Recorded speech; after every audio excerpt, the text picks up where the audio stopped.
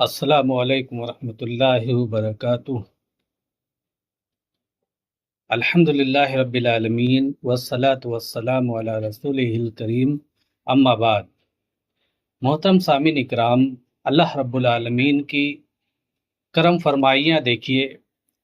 اور اللہ رب العالمین نے عورتوں پر بھی کیسا کرم فرمایا ہے کہ ان کی دل جوئی کی خاطر اللہ رب العالمین نے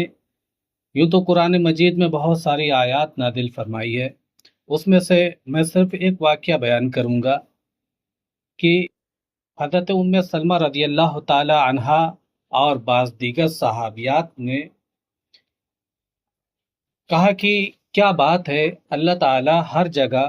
مردوں سے ہی خطاب فرماتا ہے، عورتوں سے نہیں؟ جس پر اللہ رب العالمین نے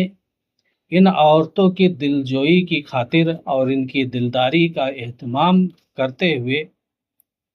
اللہ رب العالمین نے قرآن کریم کی ایک طویل آیت نازل فرما دی، اور وہ کون سی آیت ہے؟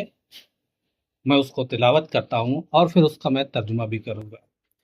ان المسلمین والمسلمات والمؤمنین والمؤمنات والقانتین والقانتات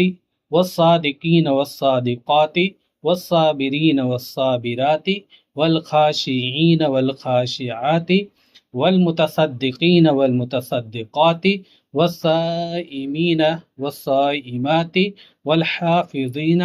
فروجهم والحافظات والذاکرین اللہ کثیرا والذاکرات اعد اللہ لهم مغفرۃ واجرا عظیما۔ اس کا ترجمہ ہے، بے شک مسلمان مرد اور عورتیں، مومن مرد اور مومن عورتیں، فرما برداری کرنے والے مرد اور فرما برداری کرنے والی عورتیں، سچ بولنے والے مرد اور سچ بولنے والی عورتیں، صبر کرنے والے مرد اور صبر کرنے والی عورتیں، عاجزی کرنے والے مرد اور عاجزی کرنے والی عورتیں، خیرات کرنے والے مرد اور خیرات کرنے والی عورتیں، روزے رکھنے والے مرد اور روزے رکھنے والی عورتیں، اپنی شرمگاہ کی حفاظت کرنے والے مرد اور حفاظت کرنے والیاں، بکثرت اللہ کا ذکر کرنے والے اور ذکر کرنے والیاں، ان سب کے لیے اللہ تعالیٰ نے وسیع مغفرت اور بڑا ثواب تیار کر رکھا ہے۔ تو محترم سامعین اکرام، اس میں عورتوں کی دلداری کا اہتمام کر دیا گیا ہے،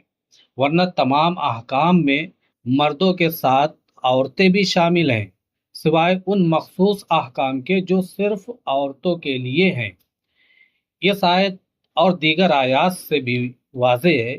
کہ عبادات و اطاعت الہی اور اخروی درجات و فضائل میں مرد و عورت کے درمیان کوئی تفریق نہیں ہے، دونوں کے لیے یکساں طور پر یہ میدان کھلا ہے، اور دونوں زیادہ سے زیادہ نیکیاں اور اجر و ثواب کما سکتے ہیں۔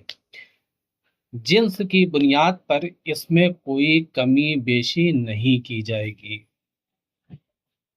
السلام علیکم ورحمۃ اللہ وبرکاتہ۔